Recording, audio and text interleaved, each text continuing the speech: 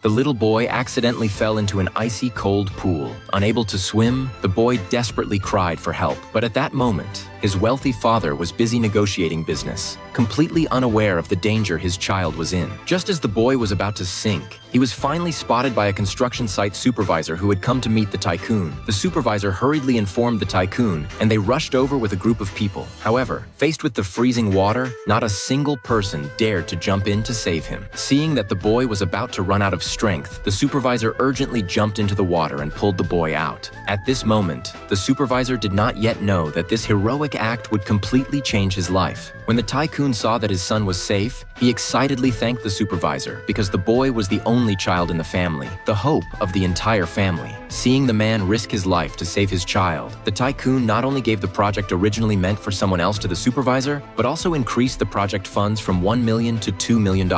In addition, the tycoon treated the supervisor as his own older brother and announced that he would absolutely trust and support him from then on. The supervisor was deeply moved and quickly promised that he would lead his team to complete the project well. The tycoon originally planned to let the supervisor take the project funds directly, but the supervisor refused. He insisted on taking the money only after signing the contract. This action won him even more favor from the tycoon, but it was also seen by a man who was jealous of the supervisor. The man was named Luke. He was a subordinate of the supervisor. After learning that the project funds were $2 million, while each employee could only get tens of thousands, Luke was extremely angry. Little did he know that the $2 million were needed for materials and for dealing with officials at all levels, and the remaining money was everyone's wages. Unfortunately, the foolish Luke knew nothing about this, so he immediately called all the workers to inform them. The workers believed Luke's words and angrily went to the supervisor's home to cause trouble. At this time, the supervisor had not yet arrived home. A group of workers actually harassed the supervisor's elderly mother and his pregnant wife. The wife firmly insisted that the supervisor would never deceive everyone, but the ignorant crowd did not believe her at all. They continued to shout and argue. At that moment, the supervisor returned home. He thought everyone had come to celebrate winning the project, but instead, he was met with accusations and insults. They accused the supervisor of abusing his power for personal gain and docking everyone's wages, calling him a selfish and heartless man. The supervisor was stunned speechless by these accusations. He explained that he had never embezzled anyone's money, but had worked tirelessly to secure jobs and wages for everyone.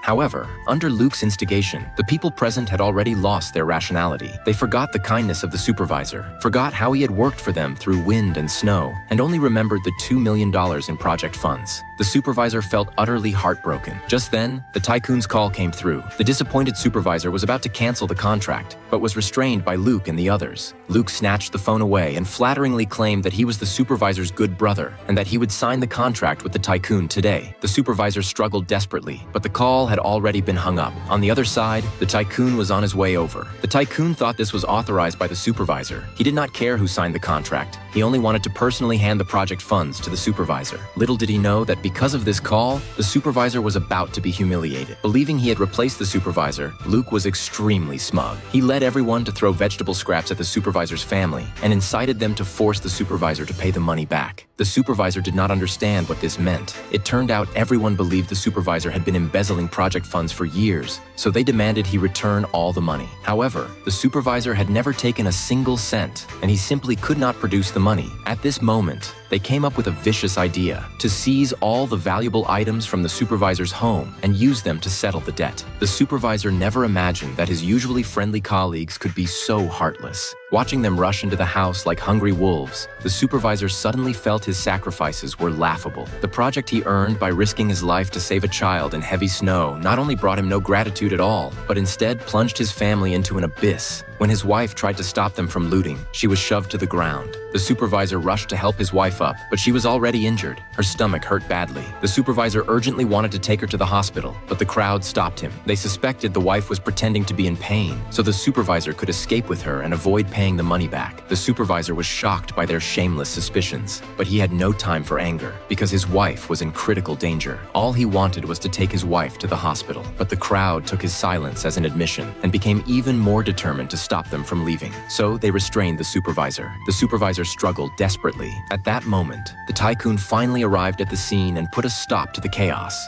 At this point, the supervisor finally breathed a sigh of relief. He told his mother to take his wife to the hospital, while he stayed behind to settle what had happened today. He was determined to make those who humiliated his family pay the price. The tycoon walked straight up to the supervisor and warmly displayed the $2 million in project funds. When everyone saw the huge amount of cash, their eyes lit up instantly. At this moment, the supervisor said the contract would not be signed for now and asked the tycoon to go back first. Hearing this, Luke immediately stepped forward and requested to sign the contract with the tycoon himself. Unexpectedly, the tycoon sneered coldly, and the bodyguards quickly closed the cases.